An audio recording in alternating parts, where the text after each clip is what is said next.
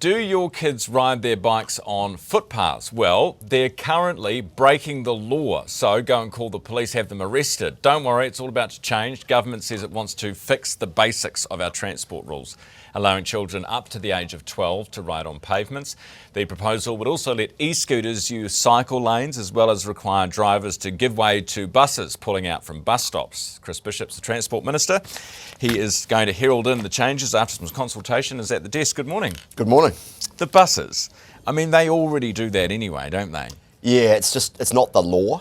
So this is basically making it a rule so that, if you're travelling along on a suburban road and the bus in front of you, and many people would do that, a lot of people just let them in as a matter of courtesy. Yeah. But it's not actually the law, and some people try and go around them, and that causes a bit of chaos. So the point is now, if you're travelling at 60k or below, buses pulling out, you've got to give way. So, is it the biggest thing in the world? No. Is it going to change the economy and fix the cost of living and all the rest of it? No. But, it's a sensible change. It's just a thing you do, isn't it, when you're the Transport Minister? Yeah, well, we've got a whole massive program of reform, which most people will find incredibly boring, but it's things like that, what we're talking about. It's things like, scooters and cycle lanes. There's a whole lot of stuff to do with heavy vehicles, with trucks, which is obviously important for freight. Some of these rules are really out of date, like they were set in the 90s, 2000s. No one's gone away and updated them for modern technology, modern rules. So we're just going through all of that, and just kind of behind the scenes. It hasn't got a lot of attention last couple of years. Just sensible things that I think people would say, yeah, it's good, get on with it, hurry up. Yeah. Most people say, why does it take so long? Well, exactly. So why are you bothering to consult? Well, the law says we have to. That's why. Yeah. We need to change these laws. Well, because everyone's consulting. The flip side is I could just wave a wand and do it, and then people would say, "Oh, why are you not going out and talking to the public and making sure?" Yeah, but just tell those people to shut up. Well, who are those people anyway? Tempting as that is, as a politician who talks to the public, no.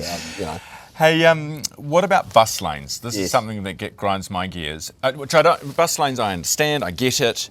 But they're often, especially in Auckland, they're labelled. So you can't drive on the bus lane between 7 a.m. and 10 a.m. Yep. But the signs that say that are so small, and people are so scared of the fines. Have you seen this? Yeah. So you've got this massive line of traffic at midday when it doesn't matter. Yeah. And people say, what are we going to do about that? Yeah, so I think there's something needs to be done there. So the Cambridge Terrace one in Wellington, the same problem. And I think Andrew Little's now saying that's pinged hundreds of people. And the fines are through the roof, and it's not because Wellingtonians, but like you said, it's not that they don't support the idea of a bus lane. It's good because it moves more traffic and it reduces congestion.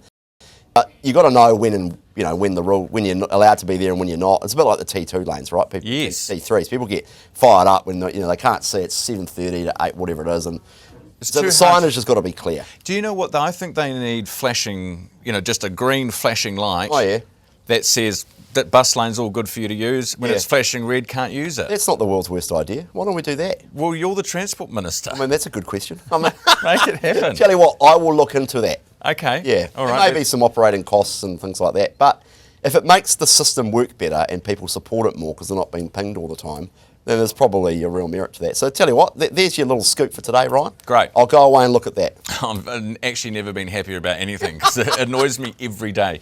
Hey, Labour and the bridge situation. Did you see? So Chris Hipkins says we're only going to toll, has no idea how much anything's costing at this point, whatever. Only going to toll one of the bridges, which the Infracom said is a silly idea because everyone will just use the free road. So how are you going to pay for the new one? Thoughts?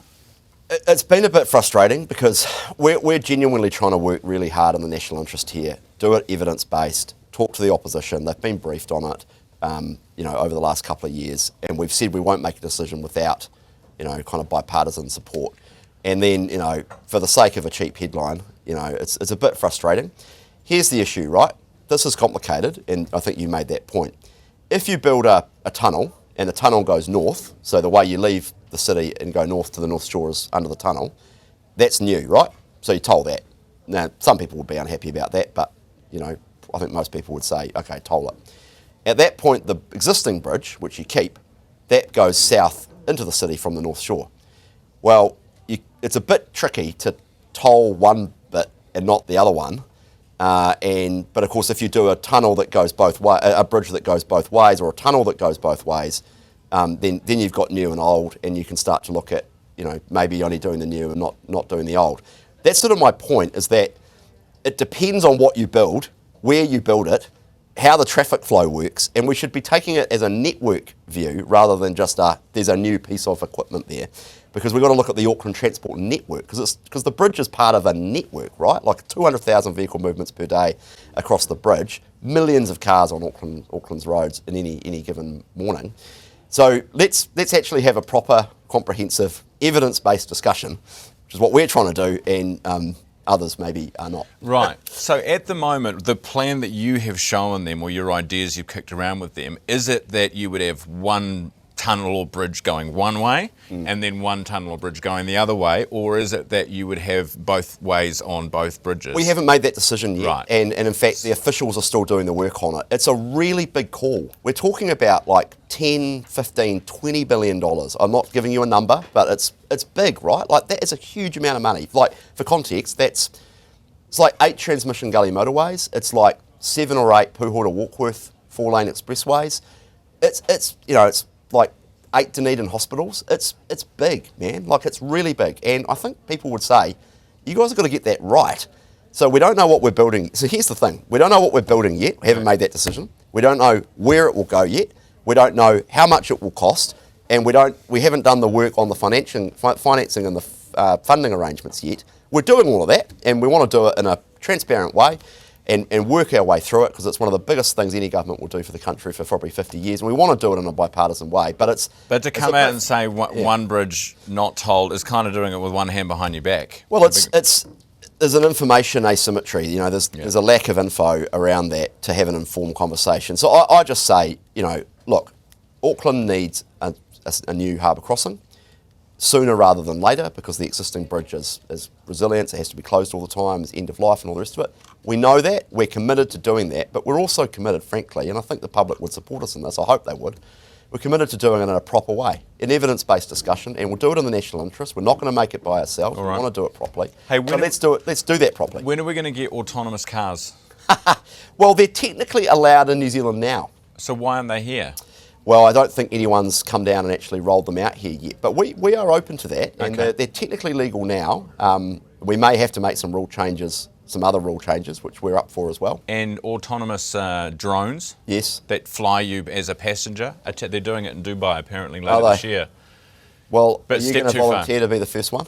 Well, maybe you could. You're the transport minister. We could do it together. You go on first. a little ticky tour around Auckland. It'd be good. We wouldn't even need a bridge. Imagine the money you save. Chris Bishop, Transport Minister on the show. Good to see you. Thank you.